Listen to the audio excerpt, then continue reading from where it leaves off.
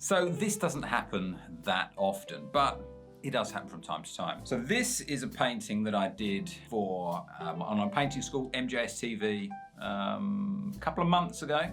It's an acrylic lesson, but I had to paint two of them. I believe this was the first one. So basically what happened was the audio wasn't recording for maybe 20 minutes of the video. So I had to stop using that footage and I had to repaint the picture in order to get that lost bit of footage. Anyway, it worked out well in the end. But here's the video. Okay, right, let's actually start working on the painting. Now, as most of you will know, we work on the background forward.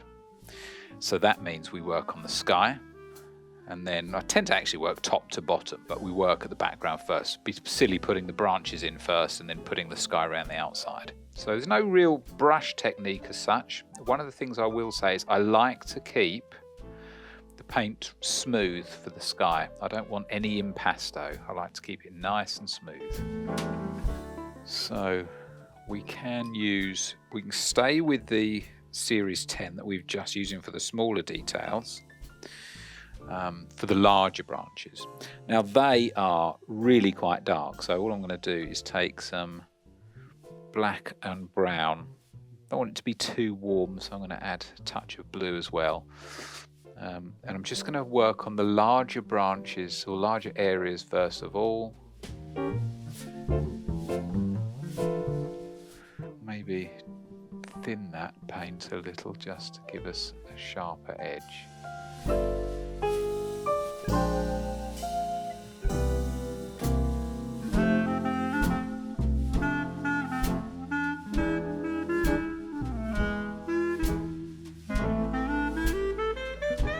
Okay, right, so once this is completely dry, we're going to come back, we're going to work on the sky, refine that, get everything correct, then the trees, probably then the water, the leaves and the branches will come at the end. But that's the blocking. I'm going to clear up the palette and we're going to start with a fresh palette. So we're going to start off with the sky as we always do. We're going to get the larger part in first. I'm not worried about going over the branches too much, as long as we can see them in there and then we can go over the top. Once we get to sort of around about this area here, then we're going to tighten up on our brushwork, move over to a smaller brush and get a nice blend in there. We're not putting too much paint on here.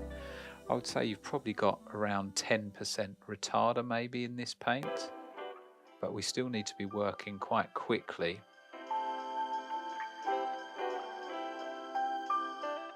Hopefully you can see also that we've adjusted the colour a little from the blocking. It's at this stage that we can start doing that. It's difficult to get your colour super accurate in the early stages in the blocking.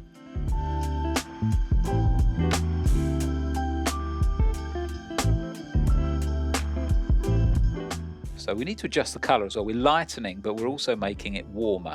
Adding the orange and yellow is going to certainly help with that.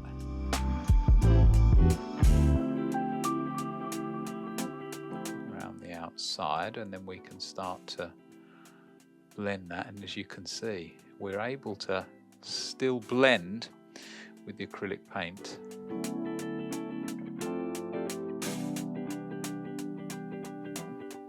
And then while we've still got a little bit of drying time left, let's get a blender. I think something like the fan blender should work well.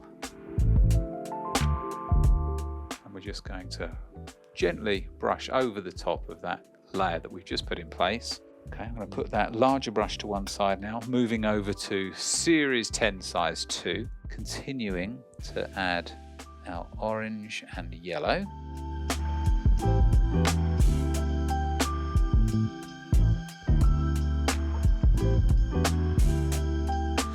Okay, and now we have that. Let's go back to the mop blender again, not the mop blender, sorry, the fan blender. Starting to get a little bit more sticky. Okay, and then back to the smaller brush again. This is where we can really start to lighten.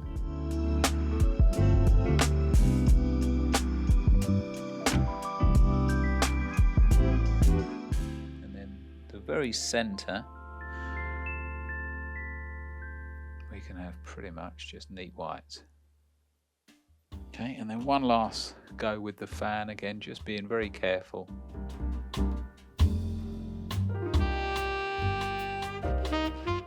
Okay, right, so that's that sun in place. What we're going to now start working on the tree line. These branches here we're going to do right at the end and the leaves. Let's work on the tree line first of all, and then once we've done that we can then move over to the water. Okay, let's get working on this tree line. Now, it's not hugely complicated, the tree line. In the reference photograph, I think you can just see a little bit of colour separation in there, but that's not important. I just want to get almost like a silhouette, really, of the trees. We can then tighten up on the tops to make them look realistic, and of course, the reflection. But mainly, we're looking for a flat colour, I would say. Block-in, colour-wise, I'm quite pleased with, so I don't think we need to move too far away from that. But using now, this is the Series 10 size 2, and I'm just going to work on getting the sort of almost like a flat colour in here. We can work on the tops of that tree in a moment. I'm not worried too much about the top of the tree line.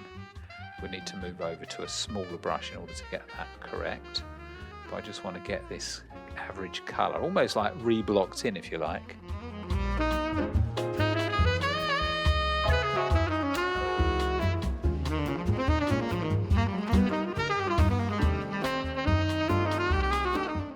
Okay, let's put that brush to one side. I'm going to move over to a rigger brush now, Series 1. This is the size 0, and we're just going to refine the top of the trees there. So, you know, they're never that solid, really.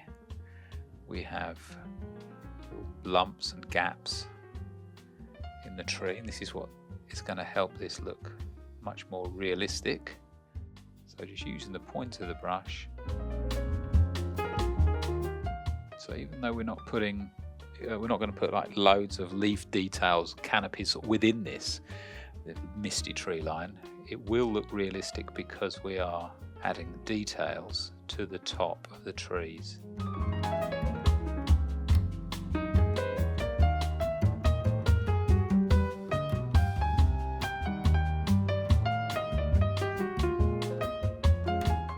Okay, and now we've done that, I'm going to give this brush a quick clean because I want to just add some of the sky colour, which we already have.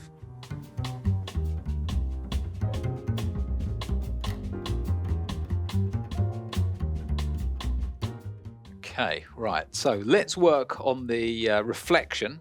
Once we've done that, I think we'll just put a streak of light just across the end of the water there, that water line. But let's just work on this area of reflection. So I'm going to move over to the Series 2 size 2 for this. We already have the darker colour, but now we need to get this to look more like reflection rather than the tree. So I'm going to try and add the same level of detail, but now with more sort of horizontal brush marks. So just really small little horizontals. Yeah, now it's just a different brush technique.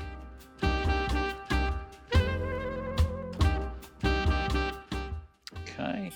And then give that brush a quick clean. I'm going to just go back to the rigger brush briefly, just because I want to use a sharper point. Back to the sky colour, and let's just add a little bit of that in here. Right, so let's now start working on the reflection of the sky at the bottom of the painting. So I'm just going to take it right up to that water line, sorry, the tree line. And then I'll need to use a smaller brush almost to cut that in. Okay, so that's the first line.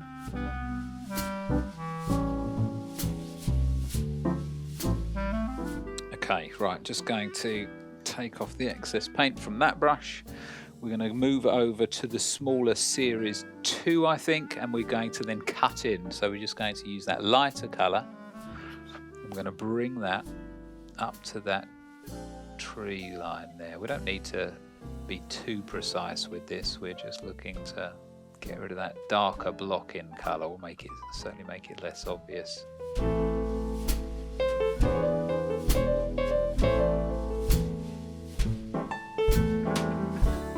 Okay, right, so that's that done.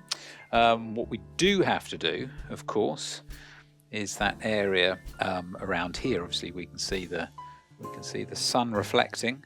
There are a fair amount of ripples in this part of the water. I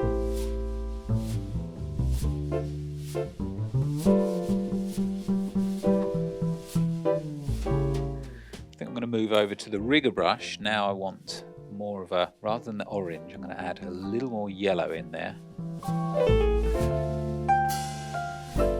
Okay, and then, last but not least, let's add just some white.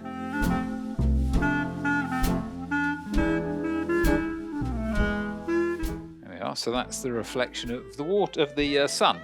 Right, so what we need to do now is I'm going to just add the faintest sort of streak of light, and I'm just going to now run a line across the centre, roughly the centre point. There, something like that. That's all that's needed. Okay, right, so the first place to start is on the branches. We're going to get those in pretty much the right place. We're going to pay particular attention to the thickness of the branch. I think that's going to be the key here. Once again, just to reiterate, it's the thickness of the branch that I really want to concentrate on getting correct. And we're looking to have the branch nice and sharp, so you want the outer edge to be really sharp. There's little to no technique with this part actually. We're, in a sense, what we're doing is we're colouring in. But I am just going to work with this brush on the larger branches. So when you're doing this, make sure that you're not too sort of straight, your edges, they're not too neat. You can have little lumps and bumps in all the right places.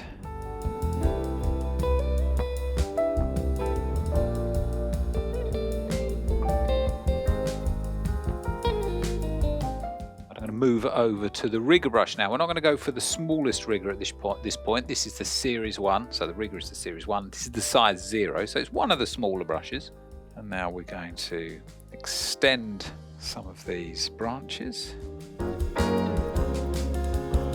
So pay particular attention to the thickness of the branch as you extend to the end. Obviously, it needs to get progressively skinnier as we go. So when we are using the rigger brush, we are literally just using probably not more than about, I don't know, a few millimeters of the tip of the brush. We're certainly not using the whole of that brush just to get these tighter lines in. Okay, so it's looking good so far. And we do have this branch here that extends down, actually beyond the water line there. So it comes along here and then it bends down.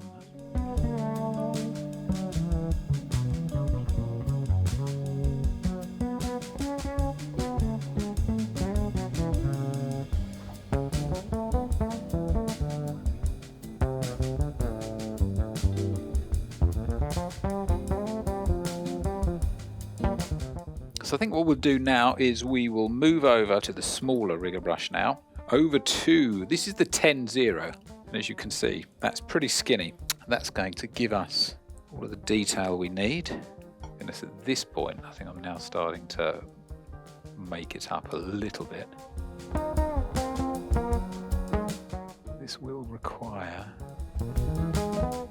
once the leaves are in place, a bit more attention. So I think we'll be adding to the twiggery.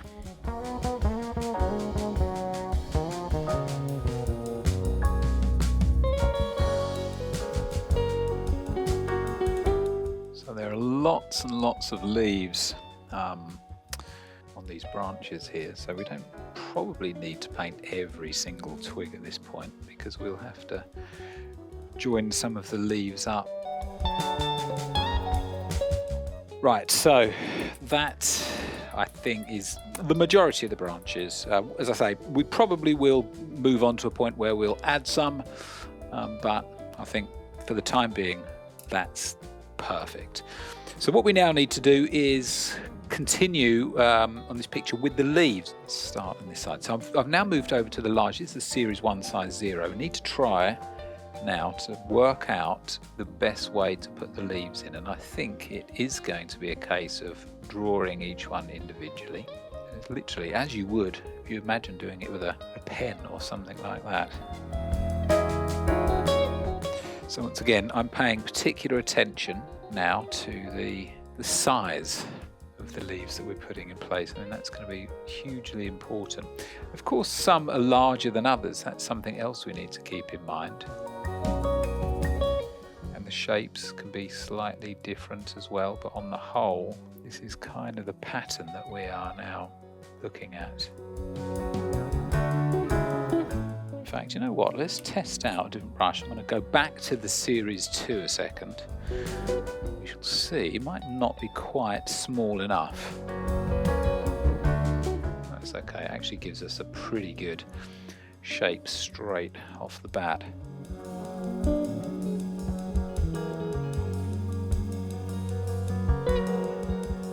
So don't feel that you need to just do these leaves where they are connected to a branch, because we can add more of that in to join with the leaves.